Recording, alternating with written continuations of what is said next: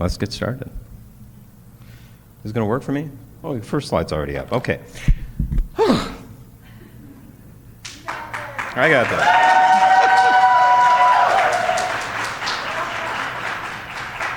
Okay, ladies and gentlemen, family, friends, and of course my fellow flakes. It is an honor. It's truly an honor. And for me personally, this is a momentous event in my life to be able to speak at today's conference. Firstly, I would like to thank all the wonderful and open-hearted people at the First organization for organizing this conference, whose theme this year is Soar Higher, which I believe was they conceived of when they scouted the location and discovered that New Mexico had legalized weed in 1981. So it makes sense to me. My name is, as said, Pierre Brault. I'm an actor, I'm a playwright, I'm a stand-up comedian. Believe me, I'm much funnier not at 9:15 in the morning. Now, performing has been my profession for most of my adult life. I create stories, I investigate characters, I entertain, and I sometimes inform my audiences. And over my decades-long career, I estimate I've performed for tens of thousands, if not hundreds of thousands of people live in theaters and comedy clubs and other live venues. If you throw in film and television, that number goes into the millions. I guess what I'm trying to say now is that I assumed I had experienced every kind of audience there is, from drunks in hillbilly bars, and yes, we do have hillbilly bars in Canada, also performing Shakespeare for diplomats. So I've kind of had the whole wide experience. I've seen it all, or so I thought, because yesterday, when I shook hands with Terry Smith, that was the first time in my entire life that I met another individual with ichthyosis. I had never even laid eyes on another individual, let alone all of you, or as you say down here, y'all. And then yesterday, more and more people, more individuals, young, old, parents, grandparents, so many differences, yet so similar. And for the first time, I found myself doing what I hated other people doing to me. I found myself staring, like gawking, right? And not just staring, I wanted to touch, I wanted to shake hands. My son, who is unaffected, used to drive me crazy because he always wanted to pick off my flakes. Yeah, I see a lot of heads nodding, right? It drove me nuts, but yesterday, that's all I wanted to do. You know, I wanted and still want to run my hands over your arms, your faces, your hands, but I know that would be creepy and weird. So I'll keep a respectful distance, all right? So forgive me if I do become emotional, because it's like going from 0 to 60 or 100 kilometers in Canada. I said to my mother yesterday that it was like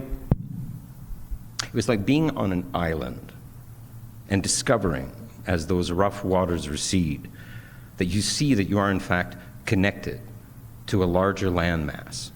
You're not isolated, you're not alone, but in fact part of a continent that you didn't even know existed. The title of my talk is a little misleading, and I probably should have clarified it. Of course, ichthyosis has had a major influence on my life, God, just as it has for you. Ichthyosis is a major part of every hour of our life. Perhaps a better title could have been Ichthyosis and its influence on my art, because art and ichthyosis, for me, are intrinsically entwined. Now, I'm known for biographies. And I know from the biographies that I've read from some of these attendees here that we have people with ichthyosis from all walks of life, in all kinds of professional careers. And I know that every one of you struggled to get there. But I want you to think for a minute. Because of our rarity and uniqueness, you are likely a pioneer in your field. Perhaps you're the first New York City cop with ichthyosis, the first epidermolytic actuary in America, the first Harlequin tango dancer in Brazil. Whatever you choose to do, there's a good chance that you will be an ichthyosis pioneer.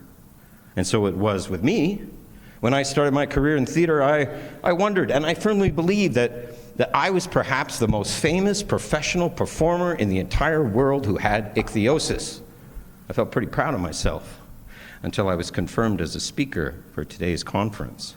Because, you see, doing my research for this first speech, which I was given at the last conference, which I couldn't attend, I discovered that I was in fact wrong. There was someone before me. A man, a performer, a veteran of the stage who shared the movie screen with famous Hollywood actors. His name was Emmett Bijano. And I didn't know till I had come across him that I had in fact come into contact with him before. And that meeting would alter the course of my life. Emmett Bijano was born June 1st, 1914 in Benton, Louisiana. Emmett suffered clearly from ichthyosis. What version of the condition we don't really know, but you can probably tell. He had dry, scaly skin, and the scant historical records they use the word ichthyosis. Now, little is known of his upbringing, but we can only imagine what it must have been like. Rural isolation, loneliness, misunderstood, 1914. So one would have to wonder how a young man like Emmett would survive something like the Great Depression, where work for any man would be a dream, let alone one with ichthyosis. The staring, the sneers, the comments, compounded with little medical understanding of what his condition even was. What was Emmett to do? In the early 90s, Emmett decided that if people were going to stare, he was going to make them pay for the pleasure. Emmett chose to capitalize on his appearance. He joined various traveling circuses and sideshows where he displayed himself as a human oddity. This was not uncommon during that era. Circus sideshows often offered up a whole feast of human oddities, and those with ichthyosis, with little else or no work available to them, often had to resort to this. Because of his scaly skin, Emmett called himself the Alligator Man. And that's how I first met him. See, that is how I first met him and where Emmett Bijano almost killed me. But first, my story, okay? I was born October 27th, 1962. Right? If that date seems familiar to anybody who are Cold War historians, you may know it. That were the final moments of the Cuban Missile Crisis. Now, I'm not saying that it was my birth that saved us from World War III, but a baby was born. Now, this was also the year that the birth control pill was made widely available, allowing me to just slip in under the wire. I was the fourth child in 5 years from my young parents who were asleep during my delivery, possibly during my conception, I don't know, but while my siblings were born without incident, it was clear during my birth that there was something amiss with number 4. I won't bore you with the whole story, as you've all experienced it to one degree or another. The only difference was this was 1962, and all the doctors were at a complete loss as to what they were facing. I was placed in an incubator, and I wouldn't see my family for at least a couple of months, while the dermatologists, the pediatricians, they tried to identify what it was I had. The infections began almost immediately. Painful blisters would torture me through most of my childhood and through adolescence. I'm going to show you some photos in case you doubt my bona fides, because, you know, I look pretty damn good now. But back then, it was not so clear. It was difficult. And I look at these now, and it makes me so sad to look at that and think, my mother thought brown underwear was a good idea. It took over 5 years before It took about 5 years before I was diagnosed with ichthyosis epidermolytic hyperkeratosis. You know, try memorizing that as a child, huh? Hey, Billy, what do you have? Asthma? Ed, what do you have? I got lupus. You, Pierre? Ichthyosis epidermolytic hyperkeratosis with bullosa. Now, fortunately, Mary Poppins was popular at the time, so I could break it down. And I could also break the copyright rules, and I turned it into a song. Hey, Pierre, what do you have? I have ichthyosis epidermolytic hyperkeratosis. I see that it's accompanied with a bad case of bullosis. Because of its rarity, it's prone to misdiagnosis. Ichthyosis epidermolytic hyperkeratosis. Thank you. Thank you. Thank you. CDs will be available in the lobby after.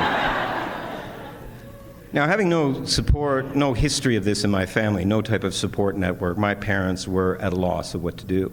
My friends and relatives were, most friends and relatives were supportive, but they were actually those that advised my mother that it would be insurmountably difficult, that she couldn't be expected to shoulder this burden, that perhaps it would be better for all concerned if she were to give me up. And my mother, whose own childhood was challenging, said, no, she would keep me.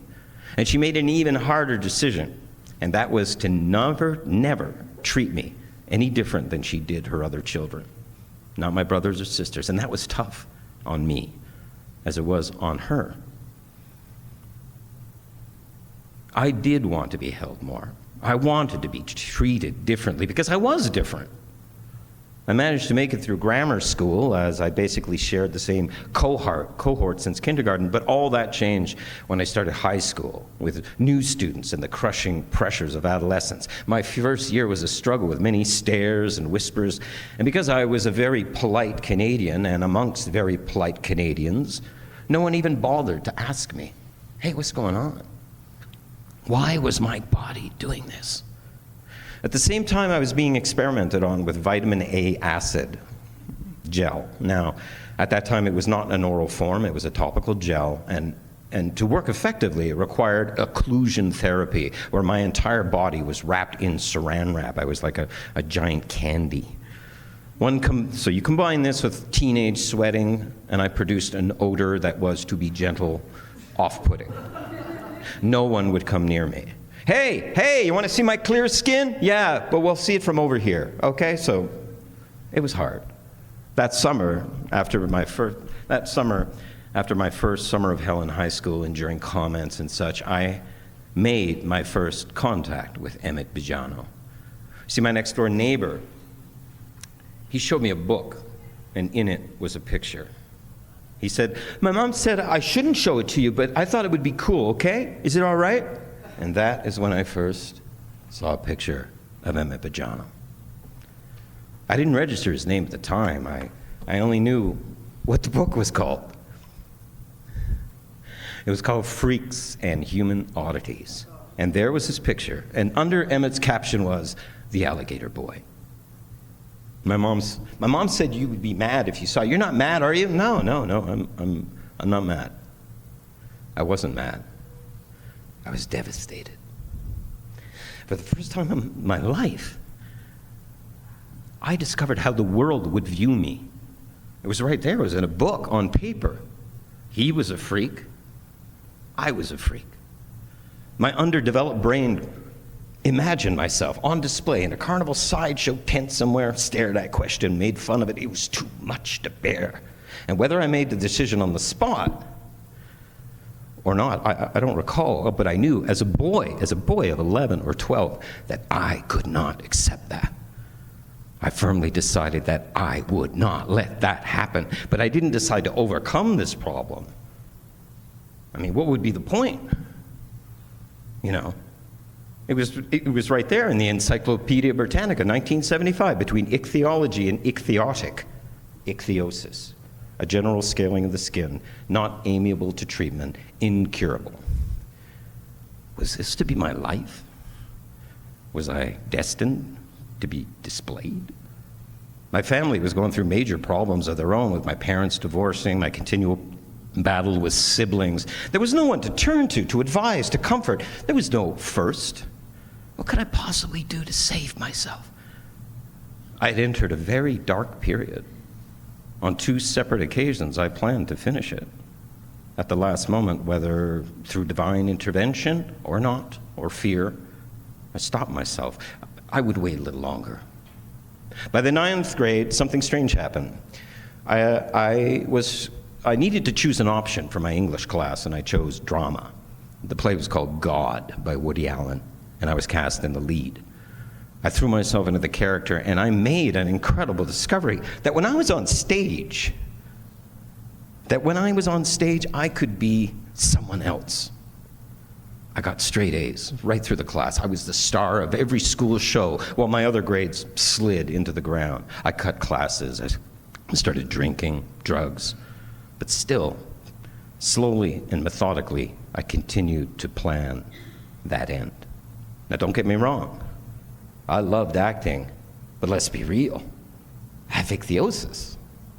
I was also unusually short for my family, which I now recognize and realize was stunted because of the continual stress and isolation of childhood. Acting was fun, but it wasn't going to save my life.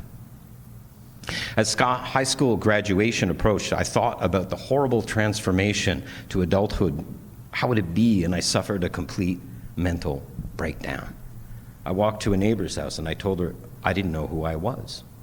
I made myself forget everything. Who I was, where I lived, who my family were. I just forced myself to forget everything.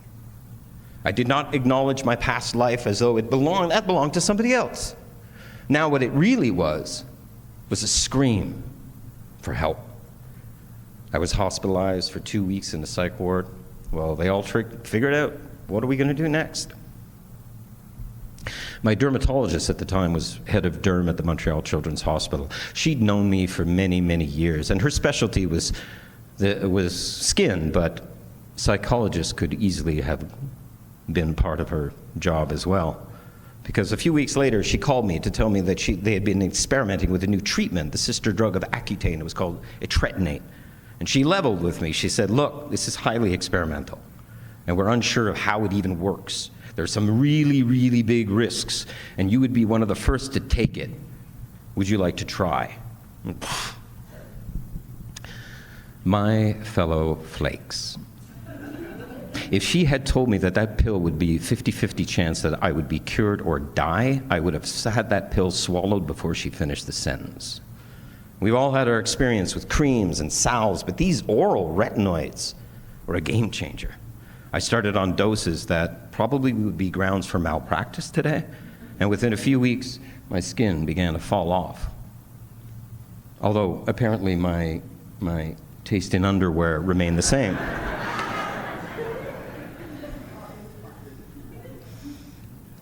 It was time for college, and my guidance counselor at school looked at my grades, failure or neo-failure in virtually every class, but drama.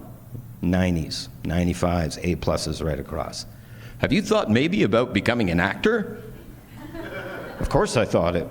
It was one of the few pleasures I had in my life, but look at me! But since I didn't really care about school, and since college is, as we know, really the snooze button in life, 4 more years. Anyway, I went into a 3-year professional theater program.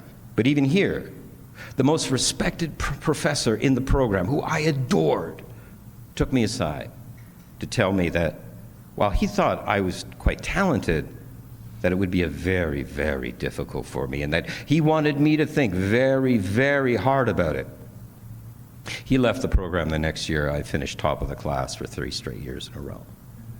As an adult, I finished top of the class at 2, so please hold your applause. As an adult, I've had a very circuitous route as a professional, in a professional career as a performer, but I've managed to make a good living by becoming other people. But I don't use it as an escape anymore, maybe occasionally. But now it's simply a trade skill honed by my ichthyosis. What I have learned is that all good actors have the same talent, which is to be able to tap into a deep emotional well. And the emotional well that we have in this room is profoundly deep.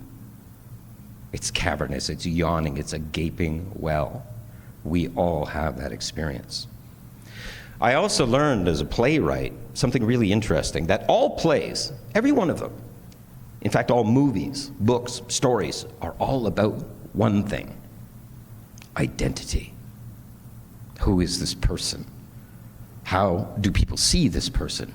Who am I? Past, present, future. That's our story. That's everyone's story. And until now, I've always written plays about other people, usually biographical, non-fiction, about historical outliers who had a small but dramatic effect on their world, but I never, ever wrote about myself. until a few years ago when I was offered the chance to speak at the last conference, which, as said, I was unable to make. I started to write a speech. As I mentioned, I started on some ichthyosis research, and when, for the first time in 45 years, I laid eyes on the same picture, Emmett Biano, and like a flood, it all came back to me. I looked at that picture with older eyes, and I fell into my usual pity that, oh, look at poor Emmett being displayed as a freak. And then I slapped myself because I realized I was no better than any of those that paid to see him. And as I examined his life further in detail, I experienced another epiphany. Emmett was a happy man. Emmett made a good living. Emmett found love. Not unusual. Many of us here have experienced that. But in the late 1930s, while performing with various traveling circuses, sideshows, Emmett met Priscilla Lothar. Priscilla was also a sideshow performer, and she was known as the monkey girl. Her condition was hypertrichosis, which caused excessive hair growth on her face and body. Their meeting marked the beginning of a remarkable partnership, both professionally and personally. Emmett and Priscilla married in 1938, becoming one of the most famous couples in the sideshow history. They were billed as the world's strangest married couple. Together, they traveled with prominent sideshows and circuses, including Ringling Brothers, Barnum and Bailey, gaining significant following. They even made cameos in a film, the film Carney, with Jodie Foster and Gary Busey. I never worked with them. In the 60s, the popularity of traditional sideshows began to decline, and Emmett and Priscilla retired from performing. They settled in Gibbston, Florida. It's a town known for being the winter haven for circus and sideshow performers. The couple remained there until Emmett's death in 1995. See,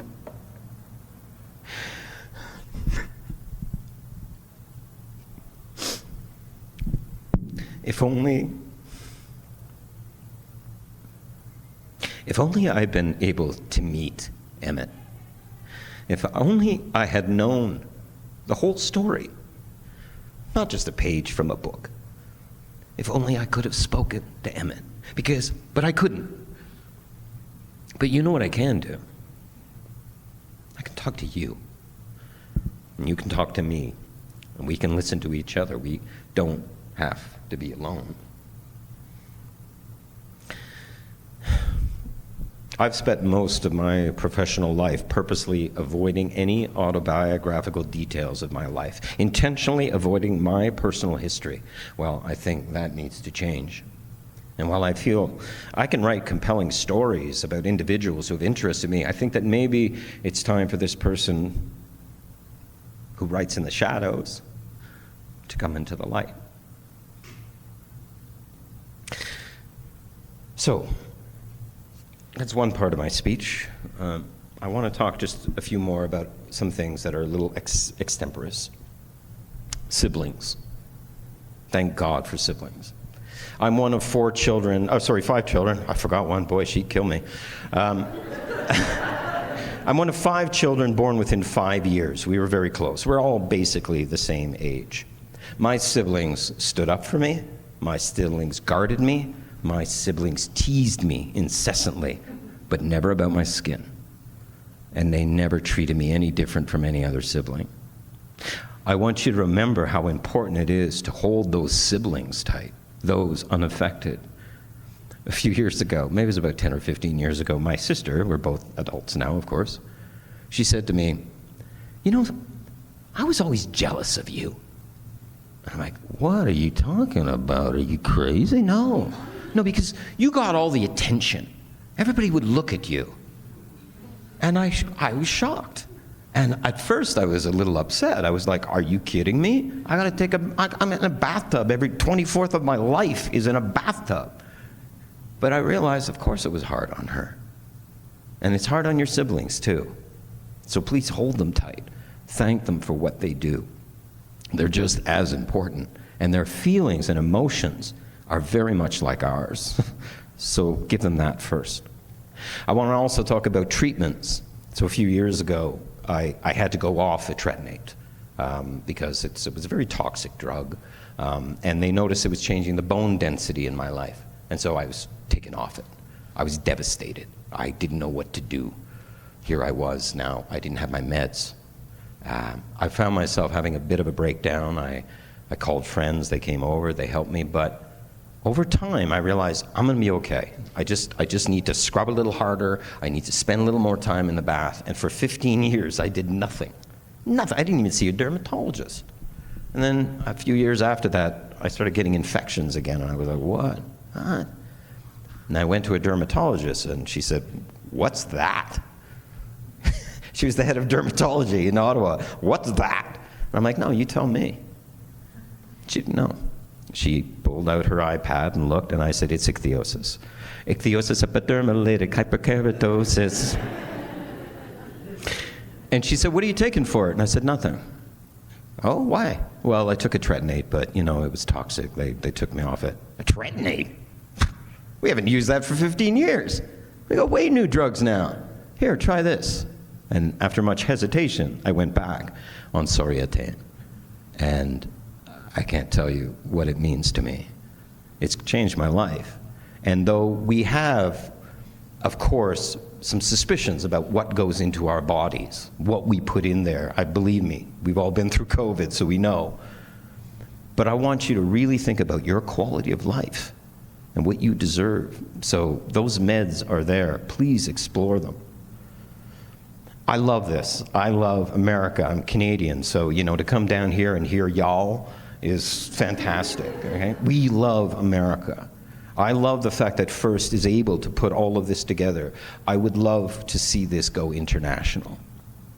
I have a Facebook friend in India who has ichthyosis. And I can tell you our experience is incredibly difficult. His experience is worse. So perhaps there is some initiative maybe somewhere to expand ourselves and see if we can help other people. I've never wanted to help other people with ichthyosis as much as I do in the last 24 hours. So I would like to think about that. I got married. Sorry, ladies. And finding a partner is so difficult, but of course we know those who have partners, how committed they are. I mean, they kind of have to be, right?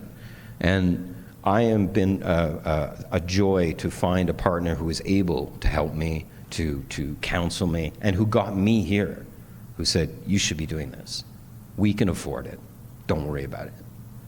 And I'll never, ever thank her enough for that. Thank you.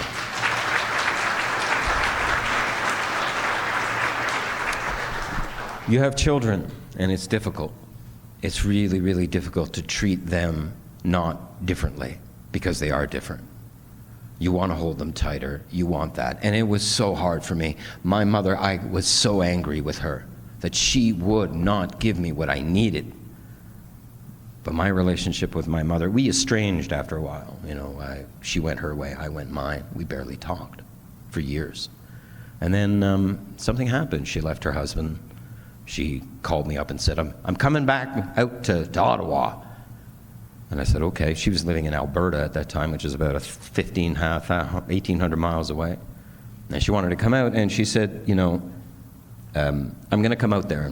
And I was already estranged with her, and I said, well, how are you going to get out here? Well, I bought a van for $100. Okay. So I flew out to Winnipeg, which is in the middle of Canada, as well as the middle of nowhere. And I picked her up, and together we drove this death van north of Lake Superior through just snow and fog and everything else. We became close again. And we started talking about those days many, many years ago, because she had pushed much of it out of her memory as well. And then she started to talk very openly about her feelings and how difficult it was for her not to hold me, not to comfort me any harder. Do I forgive her for that? I still don't know. I have such mixed emotions about it. I love my mother. I adore her. But I still wish she had held me a little tighter. So that's something we have to deal with. When I was very young, something happened in my life that was very strange. So I was about 10 or 11 years old. My brother brought home a comedy album. It was called George Carlin Class Clown. Now, okay, some of you are bad Catholics, so you know what I'm talking about. My father sat, and I sat, and my brother sat, and he put on the record, and I looked over at my father, and my father loved to laugh. He was a very, very funny man. But I never saw him laugh like I saw him laugh with George Carlin, because he was raised Catholic, my father, as was I.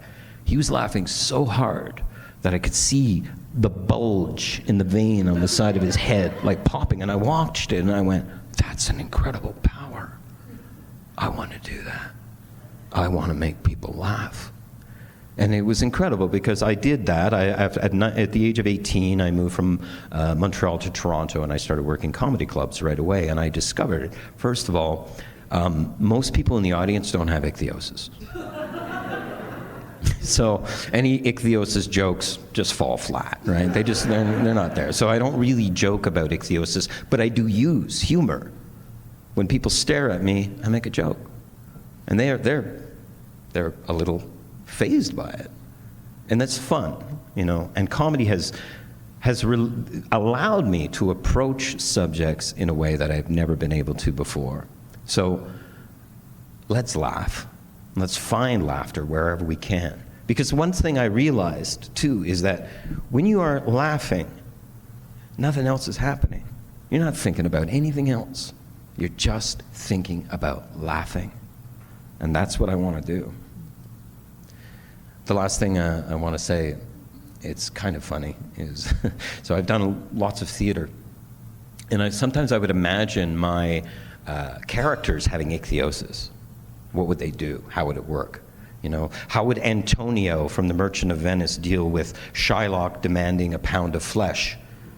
I guess he'd be just like, oh yeah, no problem.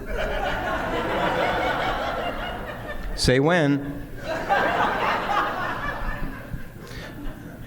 I guess what I'm trying to say is that we all have adventures, and we all have our own stories. I was never going to write a play about Pierre Brault, but I am now.